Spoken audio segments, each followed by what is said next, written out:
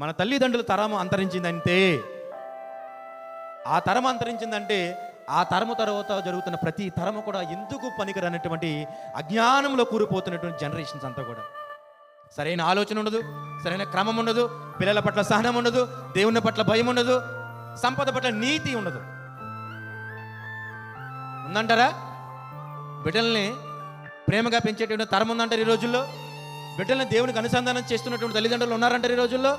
సంపద నీతిగా న్యాయంగా సంపాదిస్తున్నటువంటి ఉద్యోగస్తులు ఉన్నారు ఈ రోజుల్లో. లేరు. కుటుంబం కొరకు కుటుంబము, పిల్లల కొరకు పిల్లల కొరకు, లేదా వ్యక్తుల కొరకు వ్యక్తులు ఆలోచిస్తున్నటువంటి సందర్భాలు ఉన్నాయా బంధువుల మధ్య? లేదు. అలాంటి దౌర్భాగ్యమైనటువంటి మానవ సంబంధాల్లో ఈ జనరేషన్లో మనం బ్రతుకుతూ ఉన్నాం.